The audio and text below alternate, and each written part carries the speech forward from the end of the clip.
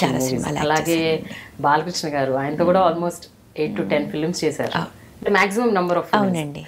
And Vamsi గారు obvious గా మీకు బ్రేక్ ఇచ్చిన డైరెక్టర్. అసలు ఒక మంచి వేషాలు అంటే ఆ సితారా ఒక హోమ్లీ క్యారెక్టరు, క్లాసికల్ డాన్సర్, అలాగే అన్వేషణం వెస్టర్నైజ్డ్, ఇది ఆ మ్యూజిక్ ఇంపార్టెన్స్ ఇచ్చి అలా ఉండే. Suman garu is a very gentleman, very క్వైట్గా ఉంటారు, చాలా మంచి మనిషి. Balakrishna garu he so lively. ఇప్పుడు టచ్ లో ఉన్నారండి వీళ్ళు? స్కూల్ ఫ్రెండ్స్ లో ఉంటాం. He talks very nicely. అమ్మతో కూడా చాలా ప్రేమగా మాట్లాడతారు. అమ్మకి ఎంత ఇష్టమో బాలకృష్ణ గారు అంటే.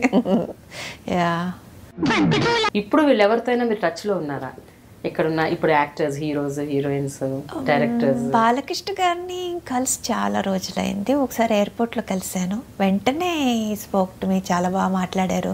ఎలా ఉన్నావు, ఏంటి అభి గురించి, అది మై హస్బెండ్, ఇవన్నీ మాట్లాడుకున్నాం.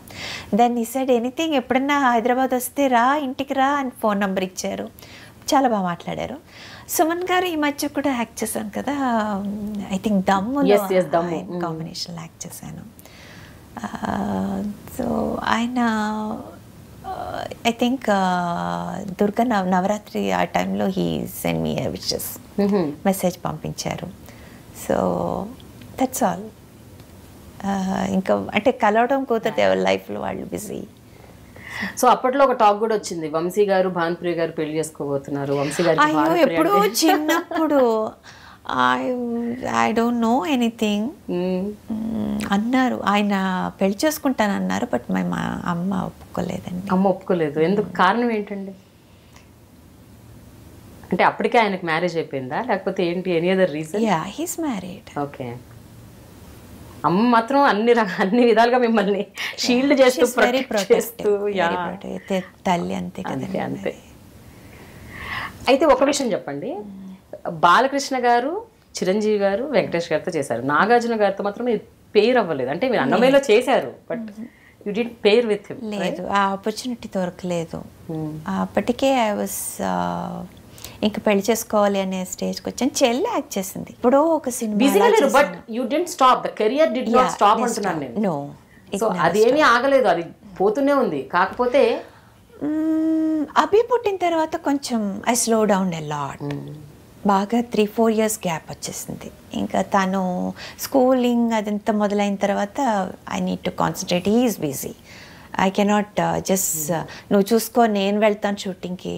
I'm not that kind of a person. So నేను అభితో ఉండే ఎక్కువ.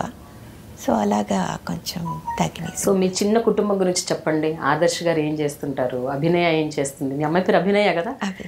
ఏం చేస్తుంటారు ఆదర్శ్ గారు, అభినయ? ఆదర్శ్ ఇప్పుడు వర్క్ చేసేది as a technical avid editor for national Geography channel, discovery channels, ఆ ప్రాజెక్ట్స్ అన్ని వర్క్ చేస్తూ ఉంటారు. అక్కడ ఇళ్ళల్లో ఎక్కువ he takes up commitments. He's award winning, international award winning photographer. Yeah. And sitarist. Yeah, he plays sitar. Okay. ఇప్పుడు practice లేదు. Teenage Adarsh brother కూడా ఆయన వచ్చి పండిట్ రవిశంకర్ గారి డిసైపుల్. యా. ఎవరు? ఆదర్శ్ గారు వాళ్ళ బ్రదర్ ఇద్దరు అండి? బ్రదర్ వచ్చి he didn't learn sitar from Ravishankar గారు, సబలా నేర్చుకున్నారు. తబలా నేర్చుకొని రవిశంకర్ గారి దగ్గర ఆయన ప్రోగ్రామ్స్ లో ఈయన కూడా ప్లే చేసేవారు. తబలా ఇస్ టు మన ఆయన పేరేంటి, చౌరాసియా, హరిప్రసాద్ చౌరాసియా. యా, వాళ్ళ ఆ కంపెనీలో అభిమాన్, ఈవెన్ రవిశంకర్ గారు ప్రోగ్రామ్స్ కి Abhiman used to, yeah, concert కి used to play. I know about him.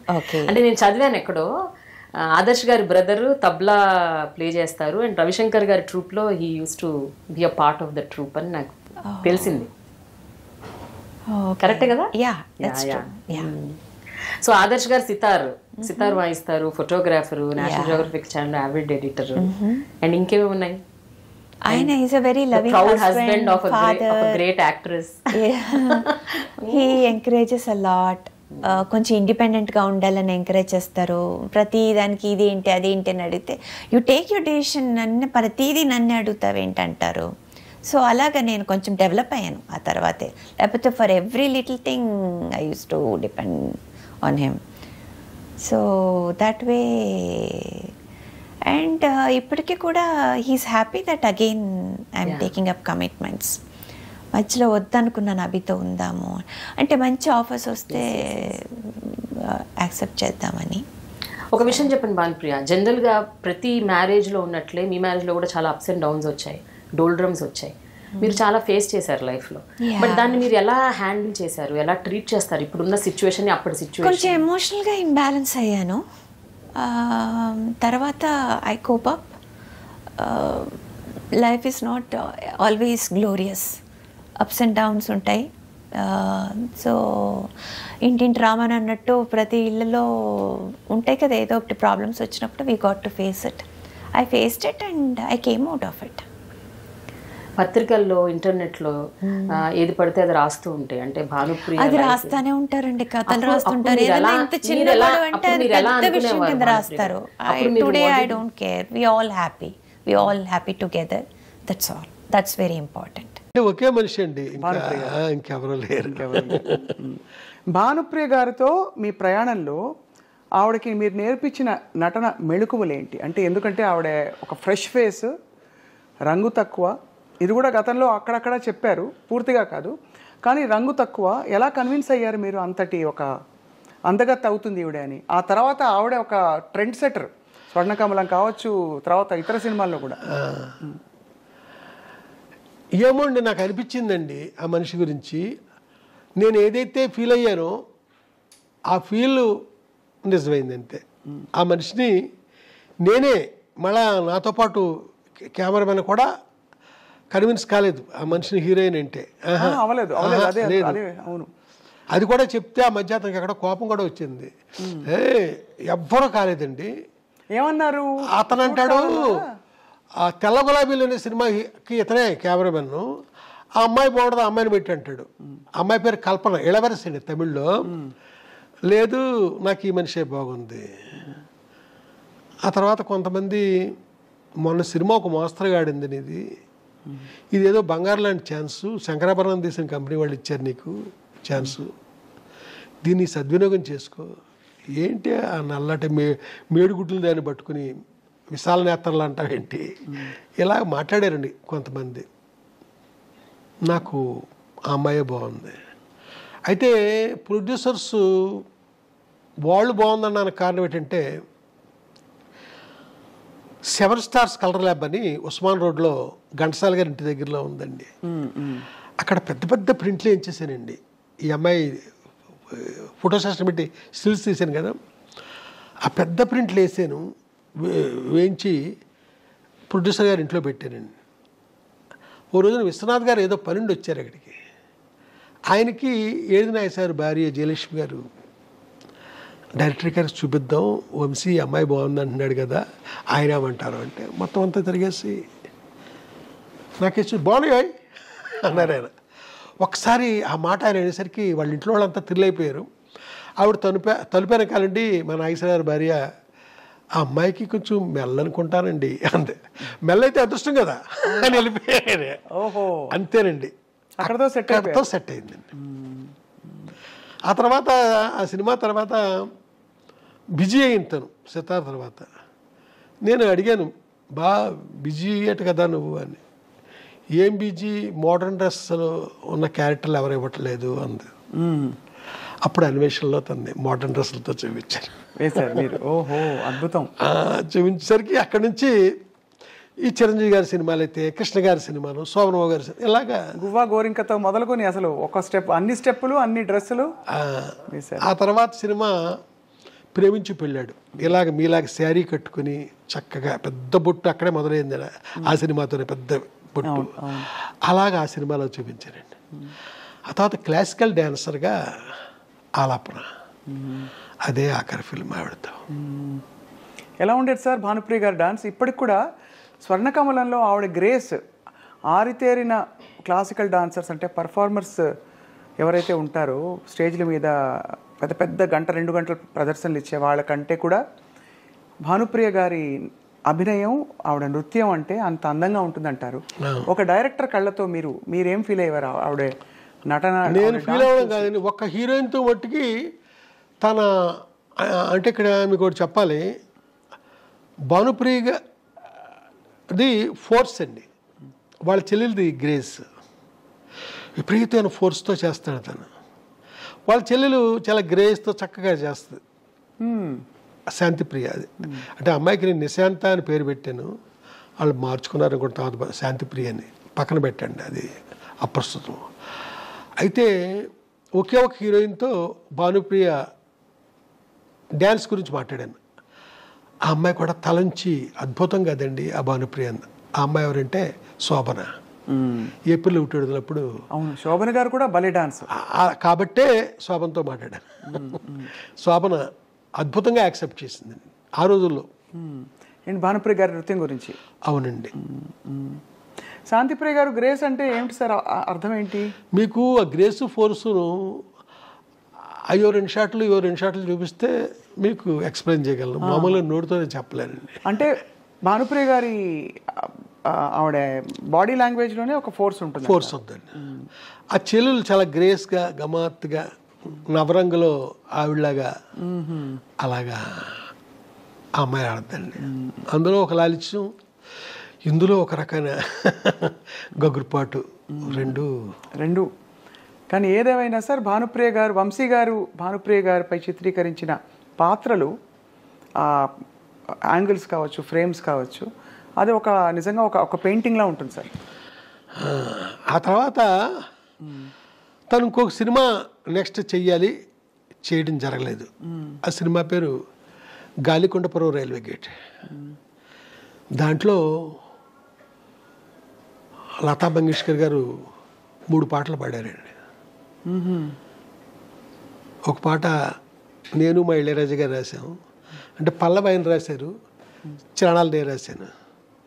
ఇంకొక పాట మహర్షి సినిమాలో కొత్తదన ఛాన్స్ ఇచ్చాను, అద్భుతమైన పాట, సుమం ప్రతి సుమం సుమం. అయ్యో చాలా బాగా, ఏం పాట సార్ అది మా ఫ్రెండ్తో రాయించాను, అదే ఫస్ట్ ఛాన్స్ అండి. అది ఆయనతో 2వ పాట రాయించాను.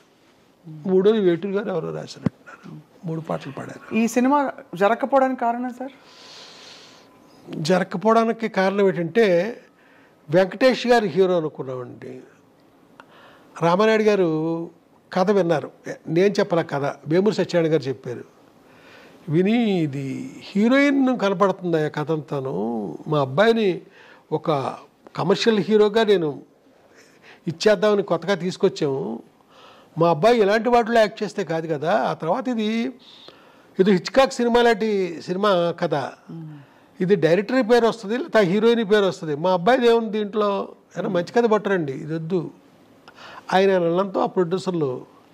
వెంకటేష్ హీరో అంటే అది వేరే విధంగా ఉంటుంది కదా, రామానాయుడు గారు వెనకాలండి మనకి బ్యాక్గ్రౌండ్లో ఆయన ఉండి చేసేది, ఆ విధంగా అది ఇదయింది. ఆ తర్వాత భానుప్రియ కాకుండా విజయశాంతిని కూడా అనుకున్నాం. తర్వాత ఇటు కాకుండా సినిమా ఆగిపోయింది. ఈ సినిమా ఆగిపోయింది. తర్వాత భానుప్రియ గారితో మీరు పనిచేయడం జరగలే కదా సార్? లేదండి, జరగల. అదొక గొప్ప అంటే ఇప్పుడు నేను తొందరలో సినిమా చేయబోతున్నాను, దాంట్లో ఒక అమ్మవారి క్యారెక్టర్ ఉందండి. ఆ అమ్మవారు ఒక నల్లటి రాయిలో సూపర్ ఇంపోజ్ అయి కనపడుతూ ఉంటుంది అంతే, బయటకు వచ్చి కనపడడం అనేది లేదండి, అక్కడక్కడ అలా కనపడుతూ ఉంటుంది. అది అమ్మవారి గెటప్పులో ఓన్లీ క్లోజప్ అంతే. అది భానుప్రియ అనుకుని నేను కథ రాశాను, అది ఆ వద్ద ఫ్యూచర్లో చూడాలి అంతే. మీకు ఆ రాయిలోనే కనపడుద్ది, బయటకు వచ్చి కనపడే ఏమీ లేవండి. బ్లెస్ చేస్తూ ఉంటే చాలా ఇంపార్టెంట్ క్యారెక్టర్. ఆ రాయిలే, ఆ నల్లటి రాయి అండి, అక్కడ భానుప్రియ గారి పాత్ర ఉంటారు. తన క్లోజ్ సూపర్ ఇంపోజ్ అయ్యి ఉంటుందండి. అక్కడ ఆ అమ్మవారి పేరు పొంతలో ముసలమ్మ తల్లి. పొంతలో ముసలమ్మ తల్లి. పొంతలో ముసలమ్మ తల్లి. అంతేనండి, తప్ప ఇంకా మనకి ఎక్కడ. అడిగారా సార్ భానుప్రియ గారిని? అంటే లేదండి, ఆవిడతో మాట్లాడి ఆవిడ చూసే ఒక 35 ఏళ్ళు 38 ఏళ్ళు అయింది ఆవిడ చూసి. ఆవిడతో ఇప్పుడు మాట్లాడింది కూడా ఎప్పుడు లేదండి, వాళ్ళ నెంబర్లు కూడా నా దగ్గర లేవు. రేపొద్దున ఆ సినిమా ఇప్పుడు రిలీజ్ అవుతుంది, ప్రొడ్యూసర్లకు కూడా చాలా ఇష్టంగా ఉన్నారు వాళ్ళు. ఆ తర్వాత ఏం జరుగుద్దో నాకు తెలియదు. ముందు ప్రేక్షకులందరూ ఇష్టంగా ఉంటారు సార్. అప్పటి హిట్ కాంబినేషన్ మళ్ళీ ఇలాగైనా సరే అంటే ఈ విధంగానైనా మళ్ళీ తెరపై ఎప్పుడు మనకు ఆ రాయిలో సూపర్ ఇంపోజే కనపడద్దు, మనిషి మామూలుగా బయటకు వచ్చి కనిపించరు. అదే అదే అదే అదే బట్ చాలా వైటల్ ఇంపార్టెంట్ క్యారెక్టర్ అండి. ఆ క్యారెక్టర్ లేకుండా ఉండాలి. అంతా కాదు, అక్కడక్కడ తను ఆ క్యారెక్టర్ లేకుండా మీకు అక్కడ సీన్ లేదు, ఆ సీన్ లేకుండా ఈ కథ లేదు. వంశీ గారికి మరి అంత అందమైన హీరోయిన్లు ఎలా ఉన్నా కూడా అంత అందంగా చూపించిన వంశీ గారు, మరి మీకు ఈ తరం హీరోయిన్లు నచ్చుతారా సార్? మరి నేను ఈ మధ్యకాలంలో సినిమా చేయలేము, మళ్ళీ ఇప్పుడు చాలా కాలం తర్వాత చేయబోతున్నాను, చూడాలి నచ్చేలాగా. ఏమనిపిస్తుంది ఇప్పుడు చూస్తున్న సినిమాలు? మీరు సినిమాలు చూస్తారు కదా సార్? బలే అంటే నేను థియేటర్కి వెళ్ళి చూస్తానండి. థియేటర్కి వెళ్ళి అన్నీ చూస్తారా? అన్ని ఈ మధ్యకాలంలో వచ్చిన చాలా సినిమాలు, చాలా మంది హీరోయిన్లు చూస్తుంటారు. ఈ మధ్యకాలంలో నాకు బాగుందంటే కా అనే సినిమా వచ్చింది కదా, ఆ అమ్మాయి నాకు బాగుంది. అంటే ఆ సినిమా తప్ప ఇంకెవరు నచ్చలేదు సార్ పెద్ద? ఇప్పుడు మనకి బొక్కుని మీకు అడిగారు కాబట్టి వెంటనే స్ట్రైక్ అయింది. ఇప్పుడు బాగా మీకు డాన్స్ మీద మీరు దృష్టి పెడతారు, బాడీ లాంగ్వేజ్ మీద పెడతారు కాబట్టి సాయి పల్లవి. అయ్యో అమ్మాయి అద్భుతం, అసలు మాట్లాడొద్దండి. శ్రీలీల బాగుంటారండి వాళ్ళంతా. సాయి పల్లవి అంటే అసలు నేను ఇంకో మాట మాట్లాడండి నేను. అవునా సార్? అంటే అమ్మాయిలో గ్లామర్ అది కాదు, అద్భుతమైన పర్ఫార్మర్ అమ్మాయి, మామూలు పర్ఫార్మర్ కాదు, చాలా అద్భుతం. ఎంతో మంది మనకి గుర్తొస్తారండి, చాలా అద్భుతమైన. సార్ మీ ప్రయాణంలో మీరు ఇంత భావుకులు, ఇది ఉండబట్టుకోలేక అడుగుతున్నా, మీకు ఎందుకు బ్యాగులు ఇష్టం అని ఎలా అడిగితే అడుగుతారు. మీ స్త్రీలతో మీ సంబంధాలు ఎలా ఉండేవి చిత్ర పరిశ్రమలో? నేను నాకేంటో తెలియదండి, నాదంతా మానసికమైన సంబంధం తప్ప ఫిజికల్గానే పెట్టుకోనండి. ఏంటో తెలియదు నాకు ఎవరితోని. నాకు ఓ హీరోయిన్ అని ఏదో చాలామంది చెప్పుకుంటారా, ఆ మనిషితో సైతం నాకు ఫిజికల్గా నాకు ఎవరితోని సంబంధాలు లేవు. కానీ మీకు ప్రేమ కలుగుతుందా? అదేంటోనండి, మనిషి మీద ఒకనొక ఇష్టం. ఇప్పుడు ఈ సినిమాలో ఉదాహరించడం చాలా పెద్ద ఇదిగా ఉంటుంది, బాగోదు. మానసికంగా నేను ఇష్టపడడం తప్ప ఇదేం చేయను. ఓసారి ఒక ఇన్సిడెంట్ జరిగిందండి, బ్యాంకాక్ వెళ్ళామండి. కొందరు రైటర్స్తో పాటు బ్యాంకాక్ వెళ్ళాల్సి వచ్చింది ఒక అతను కలవడానికి, ఓ హీరోని. నాతో పాటు వచ్చిన ఒక యంగ్ రైటరు ఒక రూమ్ చూపించి, ఈ రూమ్లో పలానా డైరెక్టరు పేరు చెప్పనండి, 5 అమ్మాయిలతో ఒక రాత్రి గడిపాడండి. నేను అసలు అది విన్నాను కానీ నేను ఏమాత్రం నాకు అది సహించలే, ఏమాత్రం ఆ మాట శబ్దస్ఫూరకంగా నాకు అనిపించలే. నేను ఆ రకం కాదండి, ఎట్టి పరిస్థితుల్లో కాదు. అంటే ఇది అడగడానికి నేపథ్యం కూడా సార్, ఇది ఏదో మీ వ్యక్తిత్వం గురించి అడగడానికి అని కాదు సార్, తప్పట్టుకోకండి దయచేసి. మీరు ఎలా అడిగినా పర్లేదు, బట్ అంటే కానీ అంటే మీ ఇంత భావుకత ఉండే వంశీ గారికి సహజంగానే అంటే మీరు సృష్టించే పాత్రల మీదైనా మీకు ప్రేమ వచ్చేస్తుంది కదా? అవునండి. ఇప్పుడు సితార కావచ్చు, తర్వాత మీరు చెప్పిన అన్ని సినిమాల అందరు హీరోయిన్లు అంత అందంగా ఉన్నారు, ఒక్కొక్క సినిమాలో ఒక్కో తీరులో. సో అప్పుడు వేవ్ లెంగ్త్ అంటే కనెక్షన్ ఎవరితో కలిగి ఉంటుంది మీకు అని? అప్పట్లో మీరు అన్నట్టుగా ఒక హీరోయిన్తో ఎక్కువ మీ పేరుని జోడించారు, కానీ ఇంకా నేను ఇంకెవరితోనే నాకు అలాంటి లేదు. ఇప్పుడు వాణి విశ్వనాథ్ ఉంది, 2 సినిమాలు చేశాను నేను, అంతే, అంతవరకే. శోభన నాకు చాలా అద్భుతమైన వ్యక్తిత్వం, ఇది కలిగిన మనిషి, అంతే, అంతవరకే. ఇలాగ ఏ హీరోయిన్ తీసుకోండి అంతవరకే, అంత మించి. మానసికంగా కూడా ఇంకా నేను ఇంకొక మనిషి జోలికి నేను వెళ్ళలేదండి, ఎళ్ళబుద్ధిలే. ఇక్కడ ఒక మనిషిని మర్చిపోతే ఎడుదేమో, అప్పటికి ఎప్పటికీ మర్చిపోకుండా ఉండడం, అలాగే మనసులో ఉండిపోయారు అంతే, అంతవరకే. మళ్ళా ఇంకొక అడుగు ముందుకి కూడా వేయనండి నేను.